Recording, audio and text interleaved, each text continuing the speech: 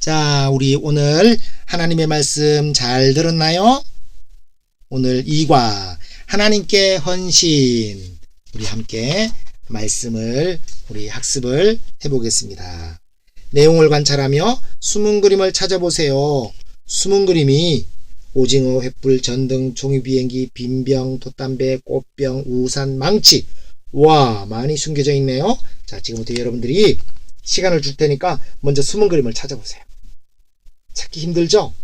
그런데 그림에 자세히 보면 다 그림들이 들어있어요. 잘 찾아보세요. 자, 숨은 그림 다 찾았나요? 그래요. 자, 그럼 우리 한번 내용들을 한번 살펴봅시다. 첫 번째, 수많은 사람들이 모여들어 광야에서 예수님의 말씀을 들었어요. 예수님께서 이적을 행하시고 병든 자를 고쳐주시자 수많은 사람들이 예수님을 따랐어요. 심지어 예수님께서 쉬기 위해서 배를 타고 건너편으로 가셨을 때도 많은 사람들이 그곳까지 모여들었어요. 예수님께서는 그들을 목자 없는 양 같음으로 인해서 불쌍히 여기셔서 그들에게 말씀을 가르쳐 주셨어요. 이때는 유월절이 가까웠기 때문에 이스라엘 백성들은 유월절이 되면 그들에게 가장 큰 명절이기 때문에 세계 각처 흩어진 곳에서 전부 다 이스라엘로 모여드는 시기였어요. 그러니까 사람들이 얼마나 많았겠어요. 두 번째, 예수님의 말씀을 듣던 사람들은 시간이 지나자 배가 고팠어요. 예수님의 말씀을 듣던 수많은 사람들은 시간 가는 줄 모르고 예수님의 말씀을 들었어요. 근데 날이 저물어지자 그들은 배가 고파오기 시작했어요. 세 번째, 예수님께서 빌립에게 어떻게 하면 이 사람들을 먹일 수 있을지 물으셨어요. 이 모든 것을 알고 계신 예수님께서는 제자들이 예수님에 대해 어떤 믿음을 가지고 있는지 시험하기 위해서 빌립에게 물으셨어요. 이 사람들을 위해서 어디서 떡을 사서 먹일 수 있겠느냐, 이렇게 물으셨어요.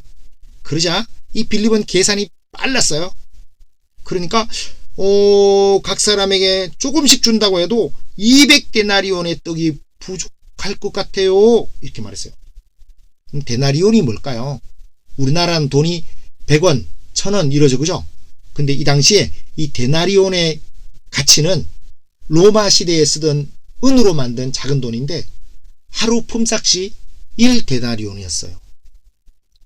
그러니까 한 사람이 200일 동안 쉬는 날 빼면은 거의 1년 동안 돈을 벌어야지 그 사람들을 먹일 수 있는 그런 엄청난 큰 돈이었어요. 자, 그런데 이것을 해결하는 장면이 나옵니다. 4번, 어린 소년의 물고기 2마리와 보리떡 5개가 든 도시락을 예수님께서 받으셨어요. 빌립이 머릿속으로 계산하며 예수님께 불가능함을 이야기하고 있을 때 예수님께서는 먹을 것이 몇 개나 있는지 알아보라고 말씀하셨어요. 많은 사람 중에 한 소년이 자기가 가지고 있던 보리떡 5개와 물고기 2마리가 든 도시락을 예수님의 제자 안드레에게 가지고 왔어요. 안드레는 그 소년의 도시락을 예수님께 드렸어요. 그런데 여기서 보리떡은 모든 빵 중에서 가장 값싼 것으로 천히 여기던 음식이었어요. 그리고 물고기도 이 어부들이 작은 물고기는 가치가 없어서 버리는 물고기였어요. 주로 이 물고기는 가난한 사람, 과부들이 이 물고기를 주워다가 말려서 음식을 만들었는데 여기 사용된 그 물고기가 바로 옵사리온, 이 원어를 사용하는 걸 보면 이 작은 버려진 고기인 것을 알 수 있어요.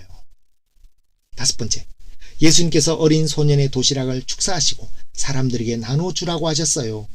어린 소년의 도시락을 받아둔 예수님은 제자들에게 명령하여 모든 사람들을 100명 또는 50명씩 무리지 않게 하셨어요. 그러자 예수님께서는 어린 소년이 드린 도시락을 가지고 축사하신 후에 제자들에게 나눠주라고 하셨어요. 그들이 원하는 만큼 나누어 주었지만 놀랍게도 이 도시락에서 또 물고기와 보리떡을 계속 줘도 계속 없어지지 않고 계속 나오고 있는 것이었어요. 그곳에 모인 무리들은 부족함이 없게 먹게 되었어요. 여기서 축사라는 말이 무엇일까요? 축복하고 감사하는 것을 말해요. 식사 자리에서 예수님께서는 자주 식사 기도를 하셨어요.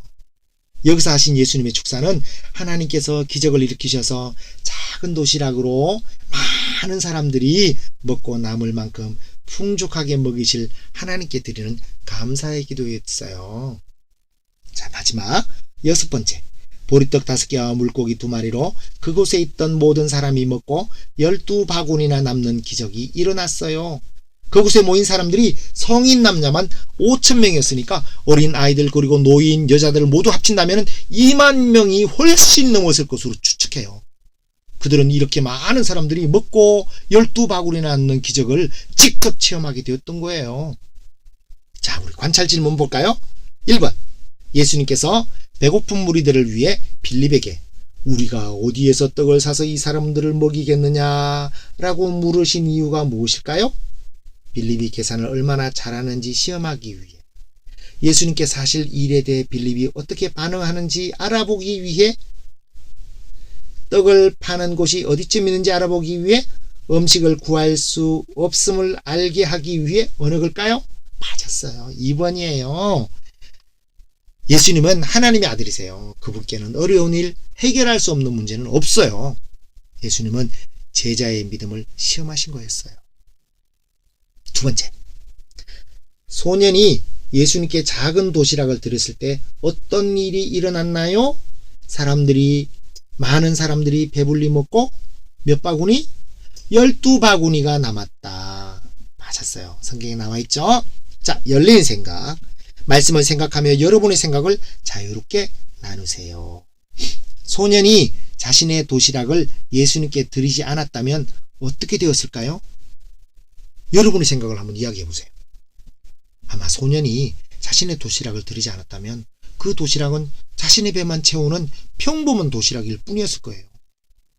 병자를 고치시고 죽은 자를 살리신 예수님께서는 어린 소년의 도시락이 아니었어도 어떤 방법으로든 광야에서 말씀을 듣던 사람들을 먹이셨을 거예요. 그런데 이 소년이 예수님께 도시락을 드렸을 때 이 소년의 기록이 성경에 나와서 2000년이 지나도록 이 소년은 지금도 칭찬되고 있잖아요. 그죠? 우리도 예수님께 드릴 수 있으면 좋겠죠. 그죠? 그래요. 2번째. 예수님은 소년의 도시락이 꼭 필요했을까요? 왜 그렇게 생각하는지 나누세요. 예수님이 전능하시잖아요. 무에서 유를 창조하시는 분이잖아요. 그런 예수님이 소년의 도시락이 꼭 필요했을까요? 여러분의 생각을 한번 이야기해 보세요. 예수님은 우리의 헌신을 통해 기적을 베푸세요. 그리고 헌신한 사람과 함께 그 기쁨을 누리기를 원하신다는 사실을 기억하세요. 자, 이제 적용 질문. 여러분은 지금 예수님께 무엇을 드릴 수 있나요? 적어보세요. 무엇이 있을까요? 여러분이 드릴 수 있는 것을 적어보세요. 헌금도 될 수 있고 나의 재능도 될 수 있고 주의를 지키는 것, 매일 기도하기, 성경 읽기 등 많은 것들이 있겠죠. 예수님께서 필요로 하셨을 때에 어린 소년이 자신이 가진 것을 예수님께 드렸듯이 여러분이 가진 것 가운데서 예수님께 드릴 수 있는 것은 무엇이 있을지 생각해 보세요. 자, 이제 밑에 바이블 팁 축사에 대한 부분은 조금 아까 읽어줬죠. 그죠? 이제 생각해요. 나연이의 글을 읽고 나연이가 예수님께 무엇을 드릴 수 있는지 생각하고 적어보세요. 나연이가 과연 무엇을 드릴 수 있을까요? 내용을 한번 읽어볼까요?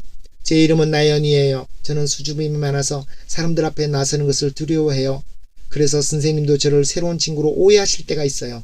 할아버지는 언제나 인사하는 저에게 우리 착한 나연이라고 칭찬해 주세요. 그런데 저는 공부도 잘하는 편이 아니에요. 공부에 대한 자신감도 없어요. 그래도 미술과 음악은 자신 있어요. 이건 비밀인데요. 저는 학교나 친구들 사이에서 있었던 일들을 수첩에 표현하는 것을 좋아해서 수시로 그림을 그리고 있어요. 악기는 피아노를 조금 칠 수 있어요. 학교나 교회에서는 보여주지 않지만 노래방에 가면 마이크는 제 것이랍니다. 할아버지 할머니랑 부모님이 제가 노래를 부르면 박수를 많이 쳐주세요. 그러나 다른 친구들과는 달리 저는 친구가 별로 없어요. 자, 나연이가 예수님께 드릴 수 있는 것은 무엇일까요? 여러분이 생각나는 대로 한번 적어보세요. 착하다 했잖아요. 착한 행동으로 좋은 본이 되어 다른 사람도 예수님을 믿을 수 있도록 할 수 있다. 또 아까 그림을 그린댔죠. 그죠? 그림으로 초등부 환경판을 꾸밀 수 있다. 또 그림을 열심히 공부하여 하나님을 위해 자신의 재능을 들을 수 있다. 보니까 여기 악기, 피아노도 칠 수 있다 했잖아요. 그죠? 악기 연주로 하나님을 찬양할 수 있다. 다음 보니까 이 노래방에 가면 마이크가 나연이 글씨라 했잖아요. 그러니까 찬양팀이나 성가대에서 하나님을 찬양할 수 있다. 자, 그럼 온전한 헌신이라는 무엇인지 아래 내용을 읽으며 생각해 보세요. 이 뭐예요? 먹다 남은 사과죠. 누가 먹다 남은 사과를 여러분에게 준다면 기분이 어떻겠어요? 기쁨과 감사는 그냥 아니 이런 사과를 왜 주는 거야? 기분 나쁘게? 라고 생각할 거예요. 맞아요. 하나님께도 마찬가지예요. 내가 좋아하는 거 다 가지고 나서 남아있는 찌끄러기 하나님께 드린다는 것은 마치 먹다 남은 사과를 하나님 앞에 드리는 거랑 똑같은 거예요. 기분 나쁜 거예요, 하나님께는. 그럼 온전한 헌신이 뭘까요? 먹고 남긴 것이 아닌 맛있고 온전한 사과를 아끼지 않고 주는 것처럼 자신에게 있는 소중한 모든 것을 아까워하지 않고 하나님께 기쁨으로 드리는 것을 말해요.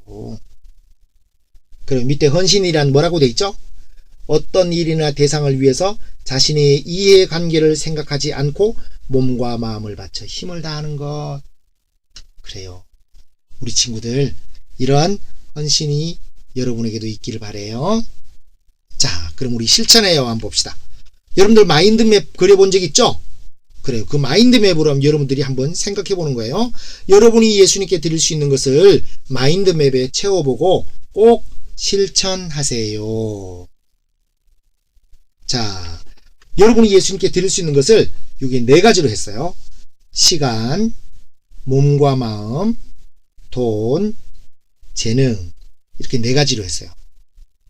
자, 시간으로 이렇게 따진다면은 예를 들어서 뭐 자유시간, 그 다음에 공부시간, 잠자는 시간 뭐 이런 거로 될 수 있고 또 몸과 마음은 뭐 발, 손, 생각, 마음 뭐 이렇게 나눌 수도 있겠고 돈으로 한다면 용돈, 심부름값, 뭐 특별한 용돈 이렇게 나올 수도 있겠죠. 그죠? 뭐 재능은 음악, 미술, 공부 뭐 이렇게 쭉 나눌 수 있지 않겠어요. 그죠? 자, 한번 여러분이 지금부터 시간을 줄 테니까 한번 마인드맵을 한번 완성해 보세요. 자, 혹시 무엇을 적어야 할지 잘 모르겠으면 선생님께 물어보면서 해도 좋아요. 자, 그럼 이제 완성한 사람 중에 시간으로 어떻게 예수님께 드릴 수 있는지 이야기할 수 있는 사람은 발표해 보세요. 그 다음에 돈, 재능, 몸과 마음으로 예수님께 드릴 수 있는 것을 발표할 수 있는 친구는 또 발표해 보세요. 그래요. 여러분이 예수님께 드릴 수 있는 것은 너무 많아요. 그죠? 그래요. 이 모든 것들이 내 생활 속에서 예수님께서 기뻐하시는 모습으로 사용하고 또 그렇게 할 때 그것은 바로 나 자신이 예수님께 드리는 그 순간순간이 되는 거예요. 예수님께 드리는 것은 꼭 헌금만이 아니에요. 예수님께 드리는 것은 꼭 찬송만이 아니에요. 예수님께 드리는 것이 꼭 성경을 읽는 것만이 아니에요. 여러분이 적은 것으로 하나님께서 기뻐하시는 모습으로 살아간다면 그것이 바로 예수님께 드린다는 거예요. 알겠죠? 자, 오늘의 암송성구에 여러분의 이름을 넣어 완성하고 외워보세요. 너는 진리의 말씀을 옳게 분별하며 부끄러울 것이 없는 일꾼으로 인정된 자로 누구를? 이은찬을 하나님 앞에 드리기를 힘쓰라. 디모데후서 2장 15절 말씀. 아멘. 너는 진리의 말씀을 옳게 분별하며 라는 말씀 뭘까요?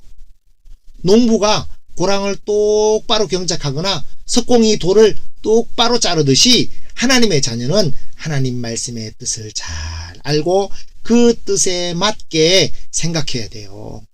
때로 죄가 하나님의 뜻을 행하지 못하게 하지만 우리는 하나님의 말씀에 순종해야 돼요. 그 다음에 부끄러울 것이 없는 일꾼으로 인정된 자로 자신을 하나님 앞에 드리기를 힘쓰라. 잘 훈련되고 준비되어 하나님이 기뻐하시는 생각과 삶으로 하나님께 온전하게 드려 진리로 판단하시는 하나님께 인정받기를 힘써야 한다는 뜻이에요. 여러분이 가진 것은 누구로부터 온 것일까요? 그래요. 하나님께서 주신 거예요. 그러므로 여러분이 가진 것을 기쁜 마음으로 하나님께 드리고 무엇보다 여러분의 삶 전체를 하나님께 헌신하는 멋지고 예쁜 친구들이 될 수 있기를 바라요. 수고했어요.